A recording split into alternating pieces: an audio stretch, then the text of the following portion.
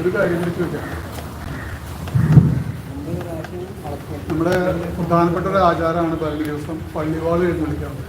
ഈ പറഞ്ഞ കൊമ്മത്തിനോട് മത്സ്യത്തിൽ പള്ളിവാൾ എഴുന്നള്ളിച്ച് വരുന്ന ചടങ്ങാണ്. വളരെ പ്രാധാന്യമുള്ളൊരു ചടങ്ങാണ്.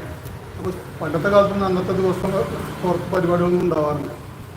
അപ്പോൾ ഇപ്പോൾ കമ്മിറ്റികളും ഒക്കെ ആയി വന്നപ്പോൾ ഒരുപാട് പരിപാടികൾ നടക്കുന്നുണ്ട്.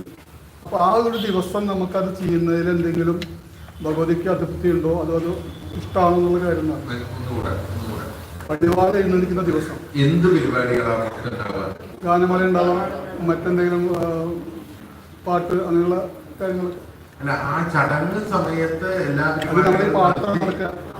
നിർത്തിവെച്ച് ആ സമയം അതിവിടേക്ക് എഴുന്നള്ളി വരുന്ന സമയം ബാക്കി എല്ലാ പരിപാടികളും നിർത്തിവെച്ച് ഈ ചടങ്ങിൽ ശ്രദ്ധിക്കാനുള്ള ഒരു സംവിധാനം ഉണ്ടാക്കിയ ബാക്കി എല്ലാ പരിപാടികളും നിർത്തണമെന്നല്ല, ഈ എഴുന്നള്ളി വരുന്ന സമയത്ത് ശബ്ദകോലാഹലങ്ങളും ബാക്കിയുള്ള ഇവിടെ വരുന്ന സമയം എന്ന് പറഞ്ഞാൽ 10 മണി വരെ ഇവിടെ ഉണ്ടാവും. അപ്പോൾ ആ സമയം ഈ ഗാനമേളയ്ക്ക് 10 മണിക്ക് അവസാനിപ്പിക്കേണ്ടതാണ്. അപ്പൊ അത് തുടങ്ങിക്കഴിഞ്ഞാൽ ഈ പരിപാടി വരുമ്പോ അത് നിർത്താൻ പറ്റില്ല. ഇത് വരുന്ന സമയത്ത് നിർത്തിവെക്കാൻ അവരോട് നിർബന്ധമായിട്ട് അത് ചെയ്യാറുണ്ട് ആചാര്യ.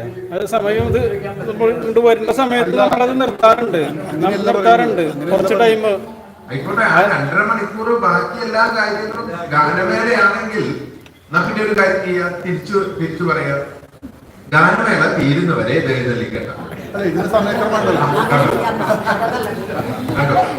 അപ്പൊ നിങ്ങൾ ഏതിനെയും ഒന്നിൽ നിൽക്കൂ. ഒന്നുകിൽ ക്ഷേത്രാചാരത്തിൽ നിൽക്കുക, അല്ലെങ്കിൽ ഗാനമേളയിൽ നിൽക്കുക.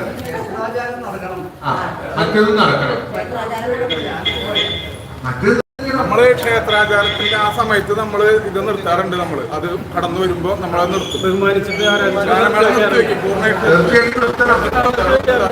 നിർത്തിവെക്കാറുണ്ട്. അതിപ്പോ ഈ സമയത്തിന്റെ ഒരു ക്രമം ആയ കാരണം അത് ആ 2.5 മണിക്കൂർ സമയം എന്ന് പറഞ്ഞു കഴിഞ്ഞാൽ അത് ക്രമീകരിക്കുക.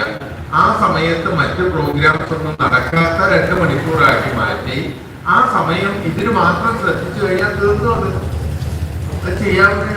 അതിന് മുൻപെയോ അതിന് ശേഷമോ ഒക്കെ പരിപാടികളായിക്കോട്ടെ, പരിപാടികളാവണ്ട എന്ന് നമ്മൾ പറയുന്നില്ല. പക്ഷെ ഈ ഒരു ചടങ്ങ് നടക്കുന്ന സമയത്ത് നിർബന്ധമായിട്ടും എല്ലാവരുടെയും ശ്രദ്ധയെ അതിലായിരിക്കണം.